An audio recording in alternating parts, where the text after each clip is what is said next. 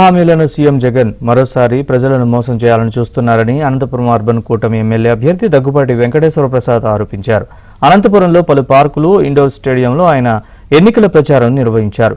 కూటమి ప్రభుత్వం అధికారంలోకి రాగానే అనంతపురం ప్రజలకు ఆహ్లాదం, ఆరోగ్యాన్ని పంచే విధంగా పార్కులు అభివృద్ధి చేస్తామన్నారు. క్రీడలకు సముచిత స్థానం కల్పిస్తామని హామీ ఇచ్చారు. కూటమి ప్రభుత్వం విజయం తథ్యమని వెంకటేశ్వర ప్రసాద్ ధీమా వ్యక్తం చేశారు. డ్రైనేజ్ ప్రాబ్లం అని చెప్తున్నారు. కనీసం డ్రైనేజ్ కాలువలు కానీ క్లీన్ చేసిన దాఖలాలు పోలేదు. అలాగే నిన్న మేనిఫెస్టో రిలీజ్ చేశారు. మళ్ళీ ఇంకొకసారి ఇంకో ఛాన్స్ ఇవ్వండి అని చెప్పేసి రిలీజ్ చేశారు జగన్మోహన్ రెడ్డి గారు. పోయిన 5 ఏళ్ళు ఇలాగే ఒక ఛాన్స్ అని చెప్పేసి నాశనం చేశారు రాష్ట్రాన్ని. మళ్ళా అబద్ధాలు మేనిఫెస్టోతో ఇంకొకసారి మాకు అవకాశం ఇవ్వండి అని చెప్పేసి నిన్న మేనిఫెస్టో రిలీజ్ చేయడం జరిగింది.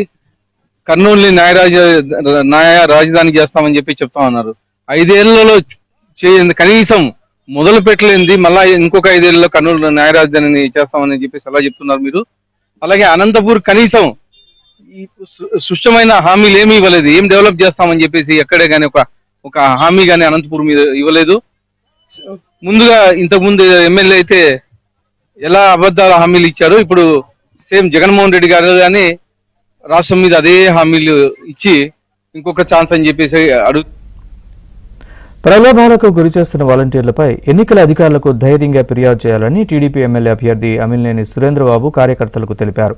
వాలంటీర్లు రాజకీయ ఒత్తిళ్లకు తలగ్గకుండా నిష్పక్షపాతంగా సేవ చేయాలని సూచించారు. టీడీపీ ప్రభుత్వం వచ్చాక వాలంటీర్లకు 10,000 రూపాయల గౌరవ వేతనం ఇస్తామన్నారు. అనంతపురం జిల్లా కుందుర్పి మండలం ఆపిలేపల్లి, అల్లాపురం, ఎర్రగుంట గ్రామాల్లో రోడ్ షో నిర్వహించారు. తమ ప్రాంత అభివృద్ధి టీడీపీతోనే సాధ్యమన్నారు. తాము అధికారంలోకి రాగానే 114 చెరువులకు నీరందిస్తామని సురేంద్రబాబు హామీ ఇచ్చారు. ఎర్రగుంట గ్రామంలో ప్రజలు, యువకులు, ముఖ్యంగా యువకులు బ్రహ్మరథం పట్టారు. వాళ్ళకి ఈ ప్రభుత్వంపై విసుకొచ్చింది. ఎప్పుడు ఎన్నికలు వస్తాయి, ఎప్పుడు మనం తెలుగుదేశం పార్టీకి ఓటేద్దామా, 13వ తారీఖు ఎప్పుడు వెహికల్తో ఎదుర్కొంటున్న రోజులు దగ్గరకు వస్తున్నాయి. కాబట్టి రాబోయే కాలంలో జూన్ 4వ తారీఖులో చంద్రబాబు నాయుడు గారు ముఖ్యమంత్రిగా ఎందుకంటే ఈ పేమెంట్తో ఆయన ఏదైతే ఉందో ఆయన మేనిఫెస్టో మీద కూడా పూర్తి వ్యతిరేకత వచ్చింది. ఇది కూడా ఒక క్లారిటీ ఇవ్వకుండా ఏదో కొనసాగిస్తాను స్థాయిలో ఉన్నాడు. ఖచ్చితంగా చంద్రబాబు నాయుడు అయితే చెప్పాడు, నేను ఏదైతే పెన్షన్తో 4,000 రూపాయలు పెన్షన్ ఒకేసారి చేస్తాను. అలాగే ఇంట్లో చదువుకునే వాళ్ళు ఉంటే 5 ఎకరాలు ఆయన పెట్టాడు. 10 ఎకరాలు కూడా నేను ఇంట్లో 2 ముగ్గురున్నా కూడా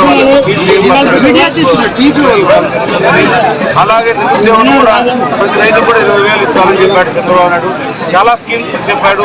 మహిళలకు ముఖ్యంగా ఉచిత బస్ సౌకర్యం కావచ్చు, లేకపోతే 3 గ్యాస్ సిలిండర్లు కావచ్చు, లేకపోతే 1,500 ఏదైతే ఉందో వాళ్ళకు కావచ్చు. ముఖ్యంగా బీసీ పునః ఏదైతే ఉందో 50 ఏళ్ళ పైన ఉన్న వాళ్ళకు కూడా సపరేట్ ఒక స్కీమ్ కూడా ఆయన చెప్పారు.